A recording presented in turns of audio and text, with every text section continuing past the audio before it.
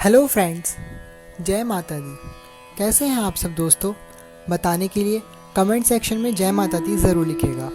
दोस्तों, आज हम सुनेंगे अनंत चतुर्दशी की कथा, जिसके सुनने से हमारा व्रत पूर्णता को प्राप्त होता है। तो चलिए दोस्तों, आरंभ करते हैं। अगर आप ये कथा पूजा के समय देख रहे हैं तो आप अपने हाथ में थोड़े से पुष्प और अक्षत ज़रूर ले लीजिएगा और कथा पूर्ण होने के बाद इसे श्री हरि नारायण को अर्पित कर दीजिएगा। तो चलिए आरंभ करते हैं। बोलिए विष्णु भगवान की जय।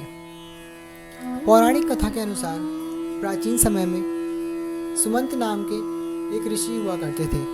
उनकी पत्नी का नाम था दीक्षा। कुछ समय बाद दीक्षा ने एक सुंदर कन्या को जन्म दिया। उस बच्ची का नाम सुशीला रखा, लेकिन सुशीला की मां दीक्षा का देहांत हो गया और बच्ची के पालन पोषण के लिए ऋषि ने तय किया कि वह दूसरी शादी करेंगे और बच्ची के पालन पोषण के लिए दूसरी मां लेकर के आएंगे। ऋषि की जिस महिला से शादी हुई वह स्वभाव से कर्कश थी। सुशीला बड़ी हो गई और उसके पिता ने कौंडिन्य नामक ऋषि के साथ उसका विवाह कर दिया। ससुराल में भी सुशीला को सुख नहीं मिला। कौंडिन्य के घर में बहुत गरीबी थी।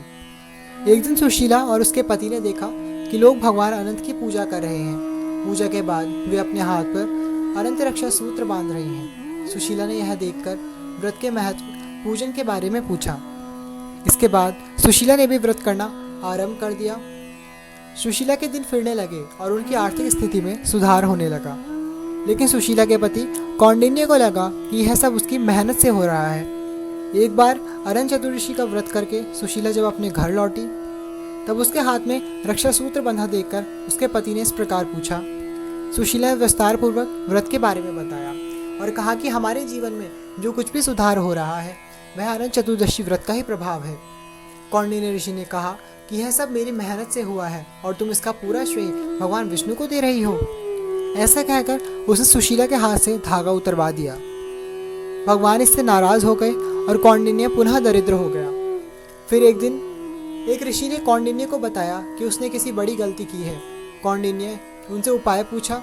ऋषि ने बताया कि लगातार 14 वर्षों तक यह व्रत करने के बाद ही भगवान विष्णु तुम पर प्रसन्न होंगे।